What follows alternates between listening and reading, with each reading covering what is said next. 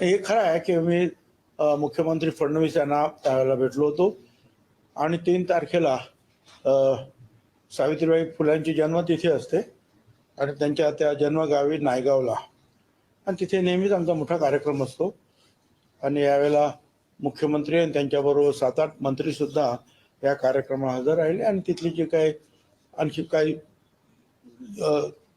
Developments करायच्या आहेत, काही इमारती वगैरे, स्मारक वगैरे किंवा संरक्षण प्रबोधिनी वगैरे निर्माण करायची आहे, त्याबद्दल जे आहे त्यांनी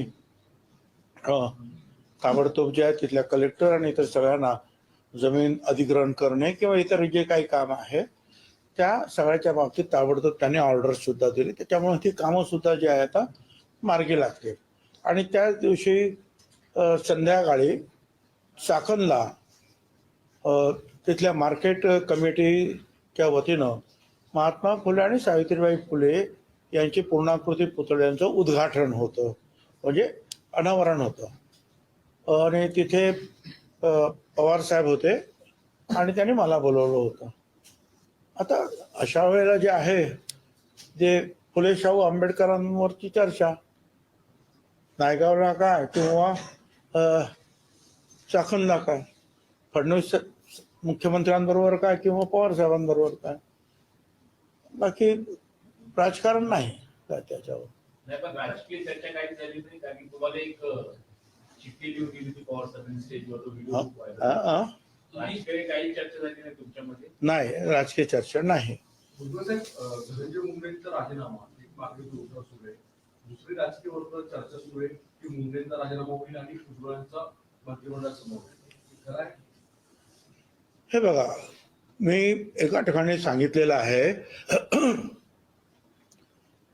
की मला मंत्री व्हायचं आहे म्हणून कुणाचा तरी बळी घ्यावा किंवा कुणाचा तरी राजीनामा घ्यावा आणि मला मंत्री करावं असं माझ्या मनात स्वप्नातही येणं शक्य नाही. हा पहिला भाग. दुसरा भाग, आपण जे सारखं मी आता ऐकतो आहे मीडियातून विशेषतः की धनंजय मुंडेचा राजीनामा घ्या, धनंजय मुंडेचा राजीनामा त्यांनी दिलाच पाहिजे.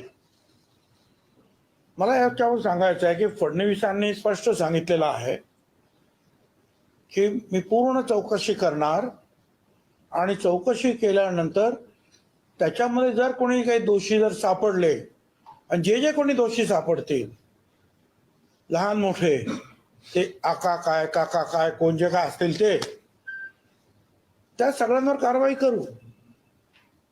परंतु त्या अगोदरच आपण मुंडेंचा राजीनामा का मागतो आहोत?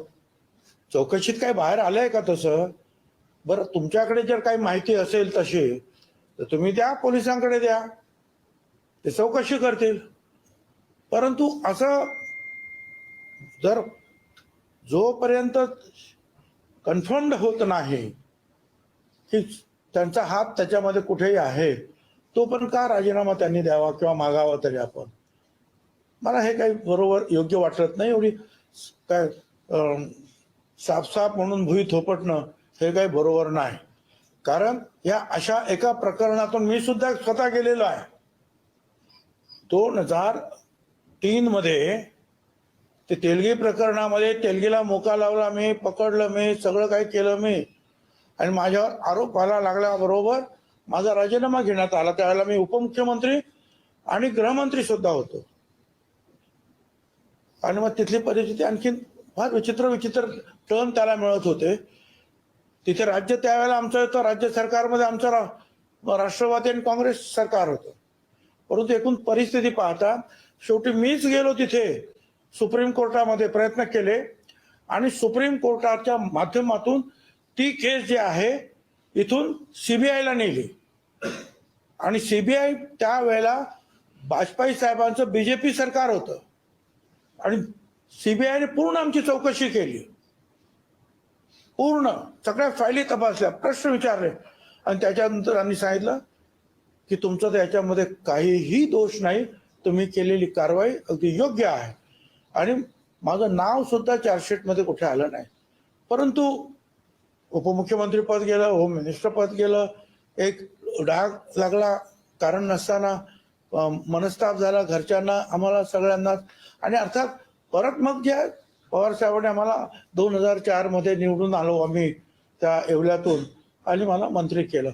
परंतु म्हणून मला अगदीच ते भोगलेलं आहे की कारण नसताना, हे प्रूव्ह झालेलं नसतानाच एकदम राजीनामा घेऊन असं आहे की हे सगळे जे नेते किंवा मंत्री होतात ते लहानपणापासून काहीतरी काम करत करत करत करत करत वाढत पुढे मंत्रिपद काही ताबडतोब मिळत नाही आणि अशा वेळी एकदम तिथून त्यांना अशा रीतीने राजीनामा मागणं हे काही मला काही योग्य वाटत नाही. हा, चौकशीमध्ये काय सापडले तर ते मुख्यमंत्री त्यांनाच बोलून सांगतील की बाबा तुम्ही काय करायचं ते करा, तो भाग वेगळा राहील.